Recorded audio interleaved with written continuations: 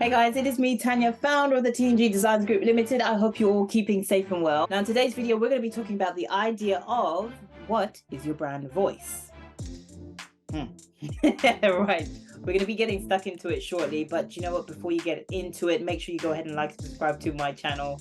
And as always, hit that little ding bell so you do not miss out on any videos that I go ahead and upload. And remember to stick to the very end because I've got a super cool gift to be able to share with you. So folks, without further ado, let's get stuck into it. Okay, so as I said, we're going to be talking about the idea of what is your brand voice. What does that even mean, Tan?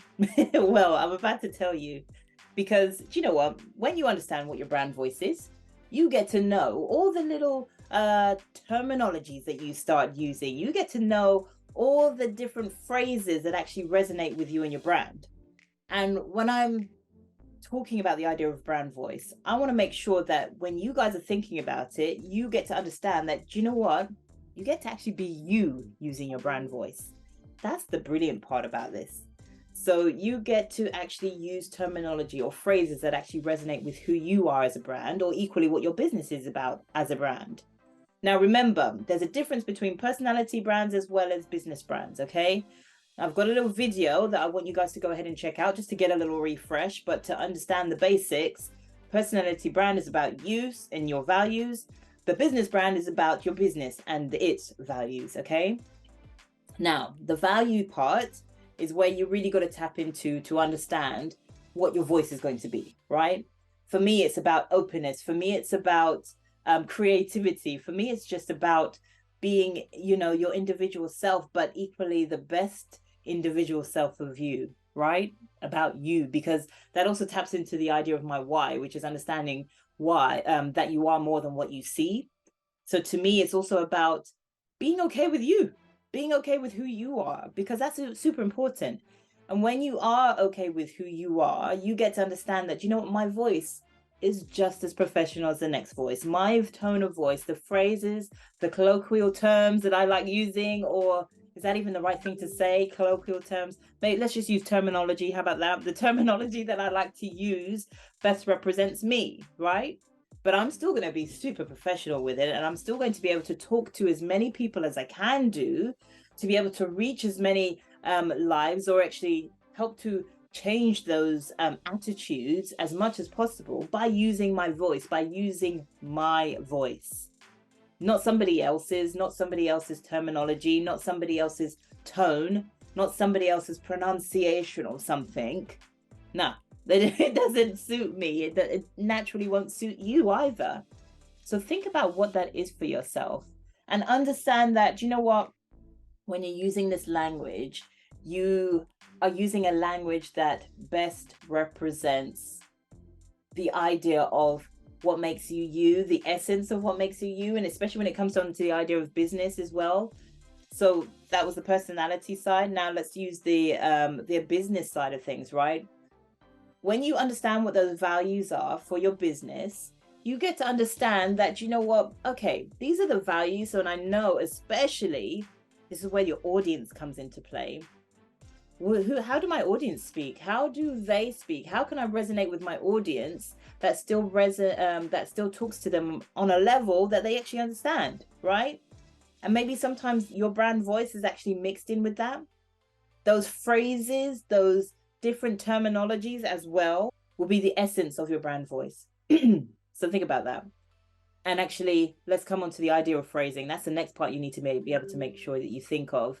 So we've got language for one, phrasing is the other. For me, for example, I use phrases like for sure, or I will use phrases like the long and short, all these different terminologies, right? That's my natural phrasing. However, when I'm speaking, right? But I want to make sure I use those phrases to help emphasize what I'm about to say next.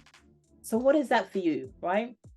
What phrases do you naturally use to help emphasize what you're about to say next? Because I don't know about you folks, but what I say is important, and I like to feel that it's important, especially when it comes to this particular subject. And my goal is to make sure as many businesses, as many business owners, as well as many entrepreneurs, especially within the coaching space, know and understand this part. Because the long and short, folks, is because I want to make sure that they get this so they can elevate themselves and start standing out above the competition. Think about that. What is it for you, right? Those phrases, how can you use those phrases to help elevate a message even further? Think about that. And the third and final thing that I want to make sure that you guys are doing is, I sort of touched base on this a minute ago. You know what my message is. It's always about understanding that you are more than what you see. So now, what is it for you? What's your message? When you understand what your brand voice is, when you understand the different terminologies, when you understand the language, the different phrases that you have in order to be able to reach out to your audience, what is your message? What are you trying to say to them in the first place, right? I want to help as many people know that they are more than what they see, especially within the coaching space, right? What is it for you? If your message is about helping them to be comfortable within their own spaces, helping them to be comfortable or even stand out, whatever that may be for themselves, at the end of the day, with these messages, we're trying to help others from feelings and negatively to positively, right? Because we know what that negative feeling is like. So now with our messages, we get to help to elevate them. We help to get to lift them to a higher space so that they can also feel that level of positivity that we're trying to drive home to them. So think about that, folks. What is your message? Understand your language, understand your phrasing, and then figure out what is your message. Why are you doing what you're doing? Why are you doing what you're doing? So folks, I'm going to leave it there with you. I really hope that this video resonated with you. As always, please go ahead and share it with others who you feel that could really resonate as well with this message, right? And make sure that you go ahead and subscribe to my channel. Hit that little ding bell because I don't want you to miss out on any videos that I go ahead and upload. So I want you to be able to partake in it for sure.